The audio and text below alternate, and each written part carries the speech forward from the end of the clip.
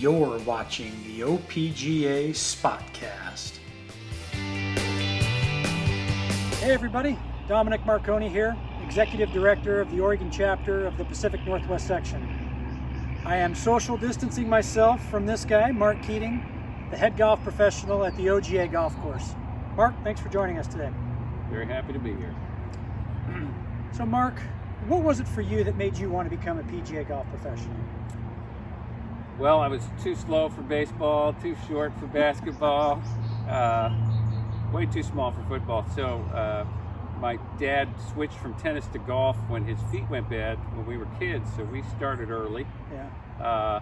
I was very lucky in Idaho to be very close to one course and kind of taken under the wing of the pro at the Elks Run Golf Club, Kenny Jordan, who got me my start washing clubs and running sprinklers and stuff. Absolutely.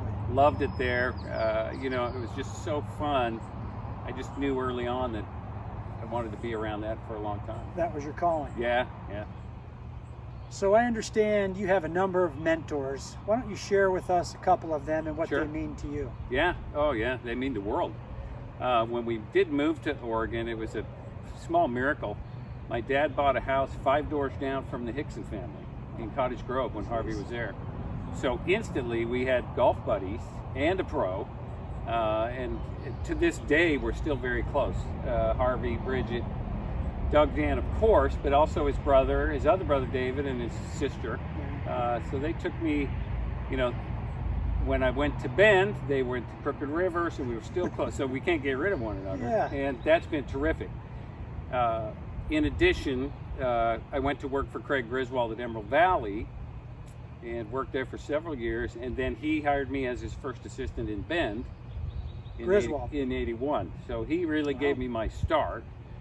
I'm big for that. And we had, so much fun.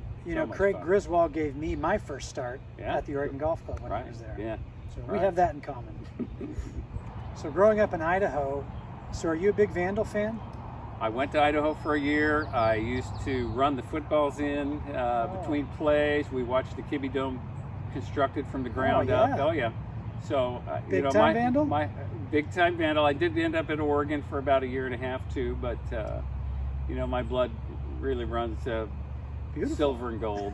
Silver and gold.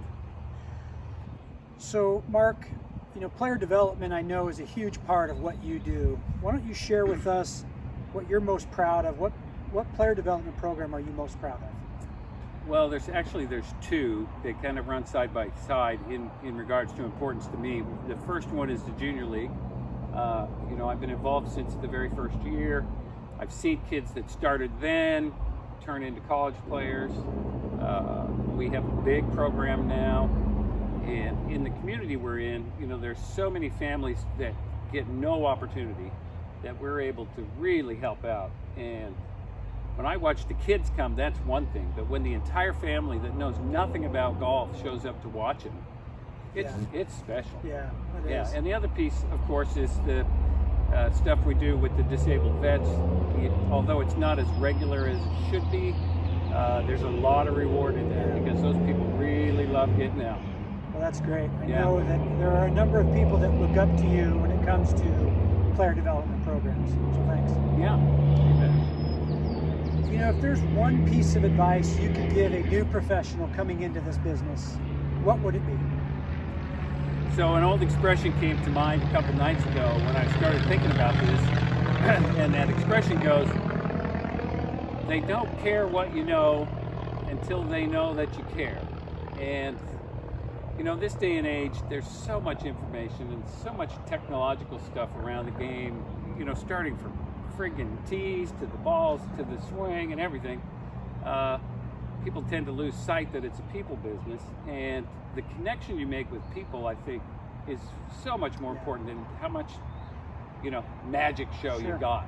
So, yeah. So connect yourself with people. Right. Network. Build a rapport. Absolutely. Good. So tell us how the Hosel Rockets came about. Well, to be honest with you, I had a very nice episode about 40 yards from here in Senior Open qualifying where I shanked the ball and missed the playoff by a shot. and never really shanked a ball until I hit senior golf, and I've had a lot of success, but I've also had a lot of historic shanks. Yeah. And in about a year ago, we were coming up with the names for the junior league teams, and we came up with Hosel Rockets, Chili Dippers, things like that. This logo came out of that. Yeah. And now I got a t-shirt company that's That was awesome. slowly turning into something.